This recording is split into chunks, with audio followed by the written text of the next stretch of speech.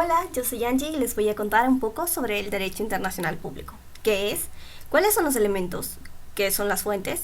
¿Cuáles son? ¿Y qué características tienen los tratados como fuentes del derecho internacional público? Al hablar del DIP nos vamos a enfocar en las dimensiones del análisis, en sus funciones, en el alcance que tienen y en el contenido que abarcan. Dimensiones. Podemos entender al DIP como la ciencia que estudia la aplicación de normas, derechos y obligaciones que afectan al desarrollo del sistema internacional, o como el conjunto de normas que regulan las relaciones de los actores del sistema internacional. Funciones tenemos 4. 1. Mantiene un límite entre el derecho interno y el derecho internacional. 2. Permite la cooperación entre estados y las organizaciones internacionales para alcanzar los fines propios de cada estado. Ejemplos: tratados comerciales. 3.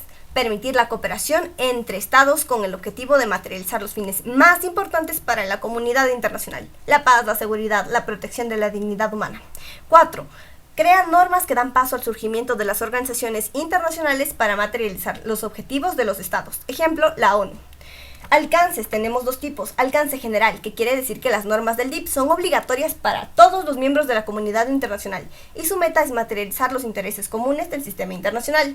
Y un alcance particular, que se enfoca en los intereses particulares de los estados, que son de carácter convencional porque los estados manifiestan su voluntad, por lo que a su vez obligan únicamente a los estados que ya se están suscribiendo a los tratados o han celebrado contratos. Contenido. El DIP va a estar compuesto también por los principios, que son los valores por los que se rige la dignidad humana, los derechos que permiten a los sujetos del DIP, los estados, las organizaciones internacionales e individuos, el goce de facultades, y las obligaciones, que son deberes de dar, hacer o no hacer. Y de estos hay varios tipos.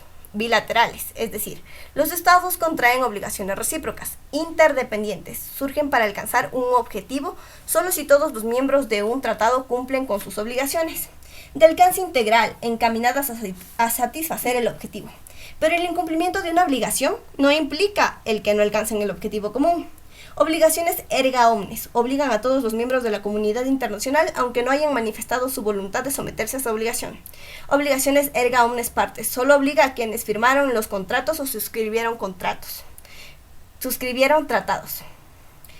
Las escuelas del DIP nos muestran diferentes puntos de vista. Tenemos la naturalista, que nos dice que existieron normas, principios previos a los que tenemos escritos, y estos tratan más sobre la humanidad y no solo sobre los intereses de los estados. La positivista dice en cambio que el DIP está anclado a la voluntad de los estados independientes, es el reflejo de las decisiones de los estados, y se practica por las prácticas consuetudinarias.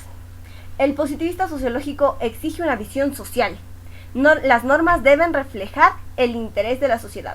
La soviética socialista destaca la importancia de la soberanía, tiene una perspectiva política y considera el Estado como el único sujeto del derecho internacional. El New Haven crea un orden para preservar los intereses comunes y piensa que el orden internacional va a limitar el poder del Estado interno. Los estados en vías de desarrollo hacen una crítica. Estos estados son los que surgen de los procesos de descolonización y defienden la autonomía de los estados.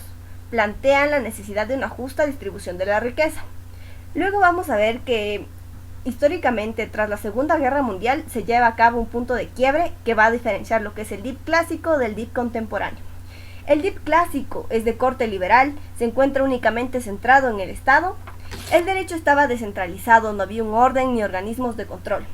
Era oligocrático porque solo los países más poderosos estaban tomando las decisiones. El DIP contemporáneo, en cambio, tiene una visión más social, más humanista. El DIP se institucionaliza y se aprueba la Carta de Constitución de las Naciones Unidas y propone crear organismos internacionales que controlen y permitan la democratización y así tener todos voz y voto. Ahora veremos los elementos del DIP, que voy a compararlos entre el DIP clásico y el DIP contemporáneo. Primer elemento, los sujetos, es decir, los actores del derecho internacional. DIP clásico solo venía siendo el Estado el único sujeto. DIP contemporáneo reconoce los estados, las organizaciones internacionales, los individuos. Segundo elemento, los objetos. ¿Qué es lo que se quiere conseguir? El DIP clásico busca materializar los intereses del Estado, mientras que el DIP contemporáneo no solo busca los intereses individuales de los estados, sino que también tiene el objetivo de la protección de la dignidad humana. El tercer elemento, las fuentes. ¿Qué son las fuentes? Pues son las herramientas de donde van a surgir las normas.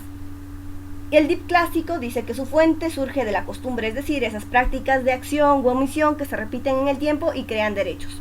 El DIP contemporáneo mantiene la costumbre, pero sobre todo tiene tratados internacionales y se acoge al ius cogens, es decir, que toma mayor fuerza, y aunque puede sonar un poco extraño, son normas reconocidas por toda la comunidad internacional que se basan en los valores para el desarrollo. Finalmente vamos a hablar acerca de las características de los tratados internacionales. 1. Es voluntario, refleja el acuerdo de voluntades entre los estados. 2. Es escrito, sigue procesos, por lo que tiene solemnidades. 3. Pueden suscribir tanto los estados como las organizaciones internacionales. 4. Se rige por las reglas del derecho internacional. Y 5. El tratado puede estar contenido en un solo instrumento o en varios instrumentos. Es lo que se conoce más como el canje de notas o notas reversales. Gracias.